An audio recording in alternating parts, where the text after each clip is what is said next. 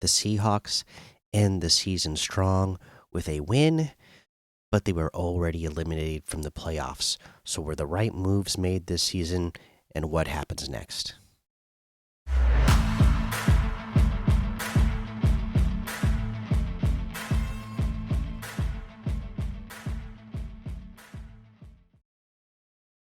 Welcome back to another episode of the Seattle Sports Show where we love Seattle pro sports. I'm your host, Mikey. Today we're here to talk about the Seattle Seahawks, and we're just going to talk about them in general. Because the last time I put out an episode was our loss to the Green Bay Packers. So I missed the loss to the Vikings. I missed the win over the Bears. And, I am reacting or I'm posting this video the day after our win over the Rams, the final game of the season.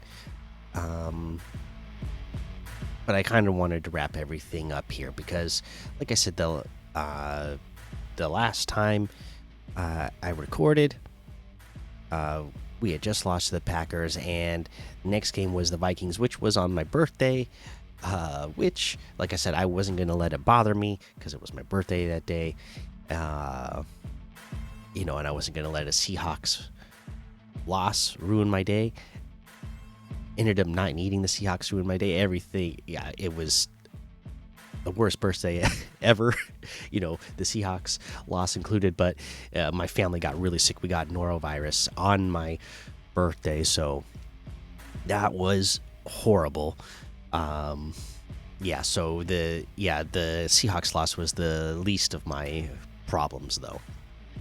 But yeah, and then then it was Christmas and all that, and busy at work, so I just didn't get around to recording till now. There's so much to be said that happened within that 3-week period. We kept having a little glimmer of hope that we could still make the playoffs, but it came down to a point where we were relying on other teams to win to get us into the playoffs, which is the situation we have been in now for 3 seasons in a row, which is not a great feeling. It would be great to have your destiny in your own hands at the end of the season, either having it already locked up or at least a win in your situation, not needing to win and also needing other teams to win. We needed teams to win before this final game, which didn't happen. So we knew going into this final game that, our playoffs hopes were over, but we were going for that 10th win. And I saw a lot of people saying that we should lose, might as well lose because you've already lost. Maybe it'll change the draft pick, but no.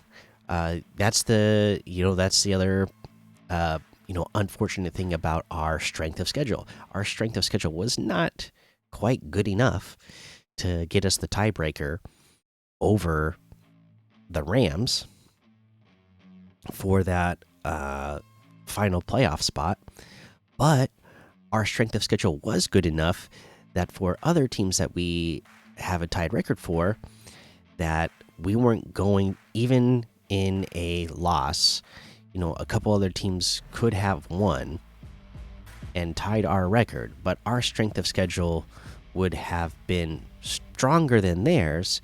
So in the case of a tiebreaker for draft pick spots, the team with the weaker schedule, they're considered like, oh well, they're the worst team because they had that record against worst opponents, so they go up the list on the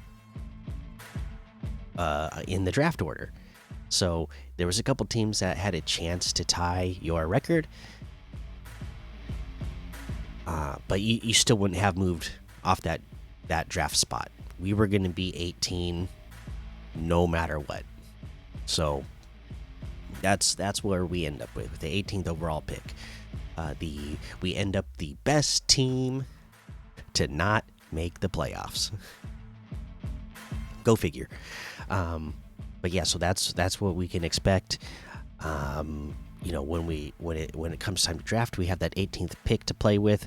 Whether we try to trade up, trade down, stick with it, that's going to be fun to go through with you guys this year, and start earlier this year as well. I will get to my mock draft series sooner this year than I did last year, because I know it's something you guys really enjoyed now, and I've already been, diving deep into draft stuff, and it'll be fun to start earlier this year as well, because we will really get to see how much the view of players changes throughout this process, and how that kind of changes the way we draft things over the next couple months, which will be, again, that'll to me, that's going to be really fun, and I think to a lot of you that's really fun as well, based on the numbers of people viewing those mock drafts that I did last year.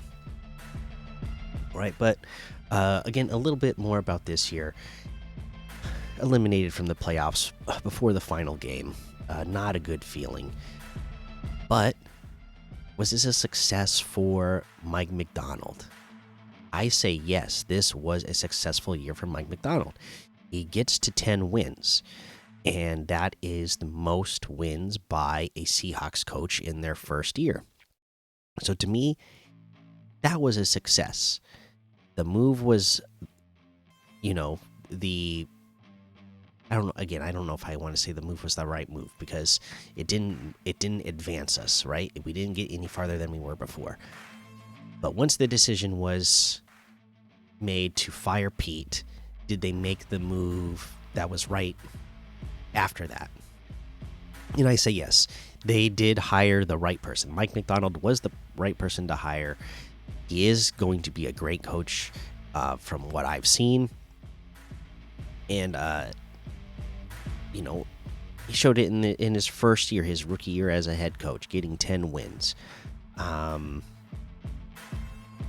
He showed a lot of leadership, which was something that a lot of people have questioned going into the hire, because he's, from what we've heard out of other organizations, is that he's kind of a quiet guy. He's not like the get in front of the group and rah. So can he get in front of a group of men and lead them and inspire them? Well, I think we've seen that he can. He's obviously a phenomenal teacher when it comes to the defensive side of the ball. The defense throughout the year got better and better, and as they got better players, he coached them up to their talent level, and the defense improved throughout the year. Still not the greatest performance of defense, if you go look at the numbers throughout the year, but the defense improved drastically, over what we've seen the last few years, which is what was needed, and was one of the things I was thinking, hey, this, if we can just get this defense playing better, then we'll see ourselves in the playoffs. Unfortunately, that didn't happen, because let's talk about that offense. Let's talk about Ryan Grubb. Was that the right move? That still remains to be seen, because we have to talk about that offensive line. I see a lot of people saying that Ryan Grubb's going to be fired. He wasn't their first choice anyways. Look at his lack of commitment to run the ball, and that Mike Macdonald is a guy that wants to run the ball more, so they're definitely going to fire him. And it seems like a lot of people want that. I'm going to say right now, I personally don't know if I want that. To me, Ryan Grubb might still be the guy. I compare to what we saw the last couple of years, and I say this is way better. Again, maybe there's somebody out there that they can bring in that is going to be even better than Ryan Grubb, but Compared to what we've seen over the last few years, this is already much better than what we had. Uh, to me, in general, the design of the plays called, the scheme, much better. The play calling, even much better. Again, you can argue whether if there was enough running plays called, but I think in general, the play calling, much better. He did what he could do behind that offensive line, and was calling based off, calling the offense based off what he thought the offense could do in my eyes. So can we get him a better offensive line? Give him another year to show that, hey, if I actually have an offensive line that is not next to last in the league, then maybe maybe the offense looks a lot better. Maybe his play calling looks a lot more balanced if he feels like he has the confidence to be able to do that. Again, we're going back to complementary football. We got to look at the offense and defense again. This defense was not, in fact, if you go look at the numbers, we did not end up in the top 10 overall for the year. Okay. As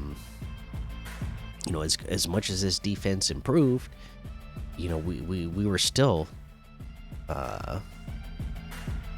allowing 21.6 points per game, which is tied for 11th in the league.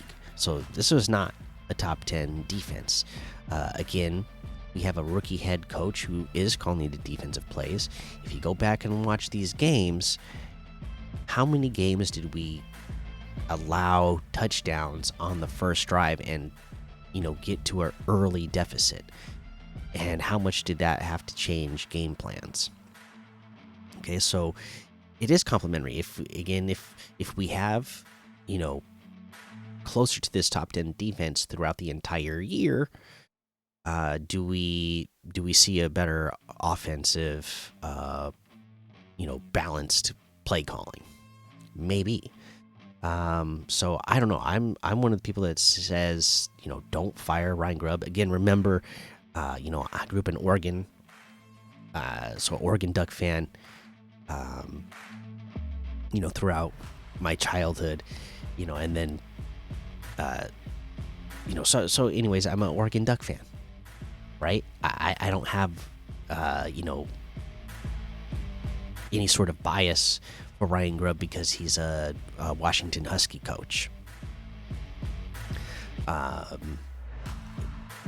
The reason why I want him back is just because I see the creativity. I see all the motion in the offense that really helps confuse a defense. And we saw that in statistics with JSN tying the record for a single season with most catches in a season by a Seahawk with 100. We see Geno Smith have a career year yards wise. Again, he did throw a ton of interceptions still, but he's over 70% completion rate percentage on the season. There's a lot of good stuff in there, and how much better can this offense look with a good offensive line? Which again, I think all these decisions were the right decisions to make, the coaching and all that. Now, going back to the talent, talking about that offensive line, where did this all lead back to? This all leads back to John Schneider. And was he making the right moves personnel-wise on the team? Player-wise, I'm not sure. We could see that the offensive line was near worst in the league. And we know that John Schneider just didn't put that many resources into it. So we have to go into this off season and address that. That is the biggest need that this team needs to address is the offensive line, the interior of this offensive line, and perhaps right tackle as well. Maybe it's just precautionary. Make sure he doesn't get hurt in the last game of the season, and make sure that he goes into the offseason healthy and has a healthy offseason. But Abe Lucas misses the final game of the season again. I believe they said this injury was abdominal, right? So nothing to do with a knee or anything, but again, still worrisome that he's dealing with injury at the end of the season. But again, hopefully it is just precautionary, that they were saying, hey, we do want to get this win in the final game, but we don't want to risk Abe having to deal with more knee issues throughout this offseason. Hopefully he just has a good, healthy offseason and comes in and plays like we see he has the capability of playing when healthy. So it's really from guard to guard, that interior offensive line, that is a huge issue. And we saw John Schneider, again, not address this at all this last offseason. And it really needs to be addressed this upcoming offseason. Going back to Pete Carroll, was that the right move to fire him? I don't know, because the idea of making that move was that it was the coaching staff, right, that is holding the team back from getting into the playoffs. We just need a different coaching staff, and we don't, we're not, as he said, there was not a rebuild. Look at the moves that were made on the roster. This was not a rebuild. There was a little bit of retooling throughout the season, but it was not a rebuild, and he did not think that the team needed to rebuild. It just needed different leadership to make the playoffs. Well, that did not happen. We once again did not make the playoffs, and we once again, to even have a chance to make the playoffs, we were relying on other teams to win for us throughout the last few games of the season. So I can't say firing Pete was the right move, because what you said you wanted to be the result coming out of that is not the result you got. You ended up in the same place. And again, to me, the biggest issue of why that is because of the offensive line. And I know people are going to, they're definitely going to talk about the comments of John saying that, offensive linemen are often overdrafted and overpaid. And then try to say that is him saying that they're not important. I don't believe he thinks that they're not important. I just believe that he thinks that he can find talent out there and not be one of the people that is overpaying for it and overdrafting it so that he can address other things on the team. Well, we have come to a critical point now where if he feels like it's overdrafting, somewhere in this first round here, he's going to have to overdraft. If he feels like it's overpaying to give a guard, a veteran guard somewhere between $5 to $10 million a year, he's going to have to overpay. We can't have Laken Tomlinson's starting for us. We can't be trying to see if somebody like a Tremont Ankrum is somebody that can make the team.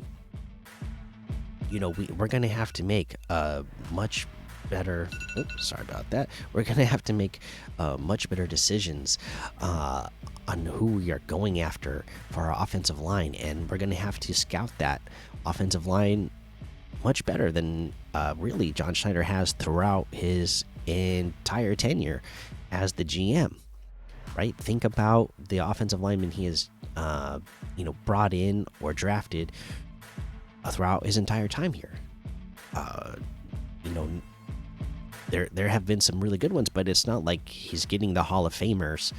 Uh, you know, and it's not like he's bringing in and drafting like really good ones often, right? We had Russell Okung, we have Charles Cross, Abe Lucas, and these are just a few guys that have hit over a 15-year career. So it's got to get better.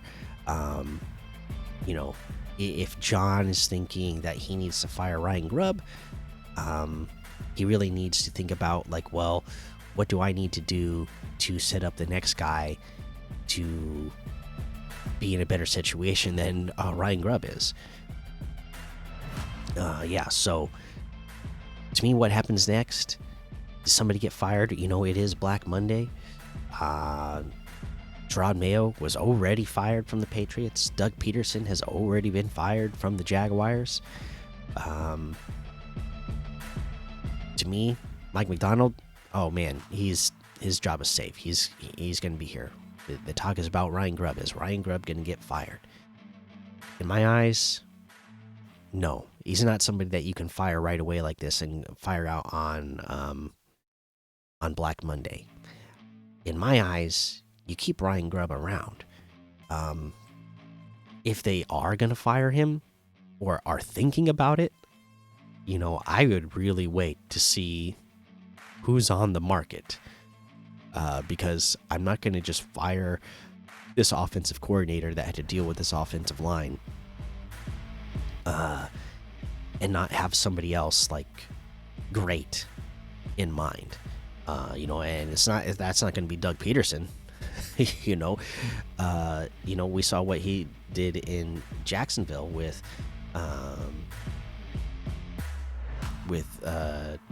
Trevor Lawrence, right? Everybody was thinking like, he was going to be, the closest thing to Andrew Luck that we had since Andrew Luck, and definitely hasn't looked like that. And Doug Peterson's, partially responsible for that. So, I'm not going to bring somebody in who had a chance to develop one of the great prospects, of the generation and didn't really get anything good out of them. So for me, what happens next? You keep the staff you have, you go out, you gotta get better talent, because they did a good job of doing that throughout the year, right? Again, Snyder, he didn't bring in the right offensive linemen. He didn't bring in the linebackers that we needed. And what were the things that I talked about last offseason that were the biggest needs for this team? Well, there they were. And those linebackers, yeah, they might have cost you at the beginning of the season. You finally got them replaced, and it looked good. They never addressed the offensive line, and that definitely cost you throughout the year. So I think you stay with what you got, you move forward, you get better talent, and you got to focus on this offensive line. And I will do an episode, a separate episode soon, of what my plan would be to do this throughout the offseason, because with this last game, Geno Smith just got a $6 million bonus onto his contract for next year. So that's going to go against the cap. So, we're already dealing with a tight amount of cap space for next year. So there's going to need to be a lot of moves made to free up space, so that we can make,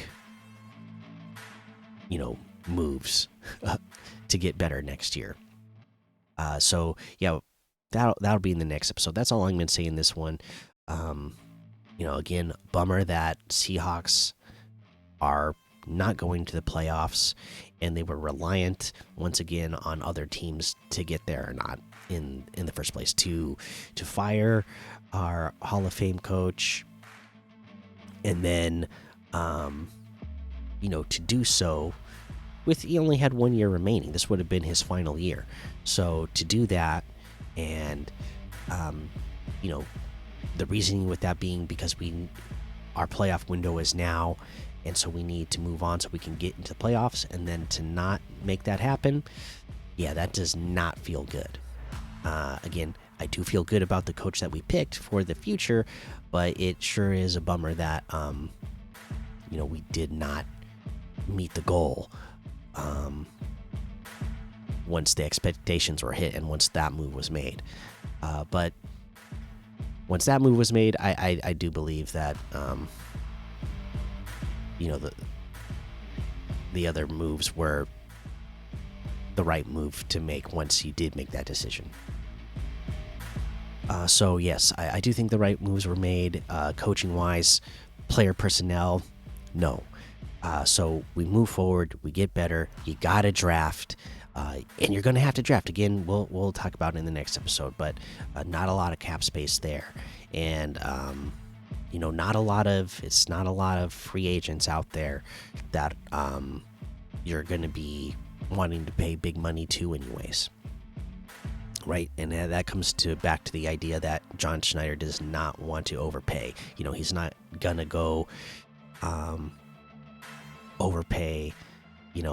I mean, we should be thankful that John Schneider has that mindset in some way, because we should be glad that he didn't pay Laken Tomlinson big, huge money, multi-year contract, right? Because none of the people that are going to be available this offseason, I don't see that type of player out there anyways. So that's what happens next. You go out, you get better players, and start training for the next season. All right, but yeah, we'll go into a more detailed plan in the next episode, where we look at some players that we could possibly cut to gain cap space, players to possibly trade, players that we would want to renegotiate with to free up as much space as possible to get better for next year. All right, so be on the lookout for that.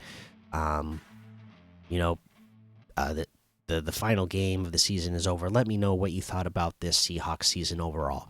They're eliminated from playoffs, but Mike McDonald still gets a 10-win season. So the way I did it, I kind of separated them.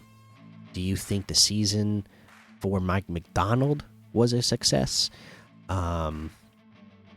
But what about the Seahawks season overall?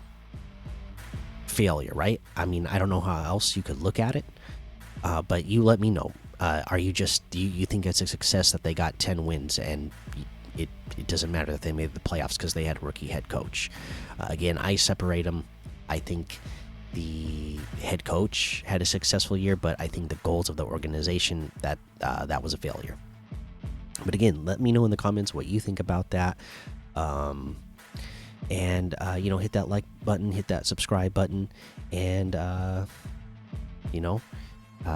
this is the end of the episode. So thanks for listening to the Seattle Sports Show. Peace out.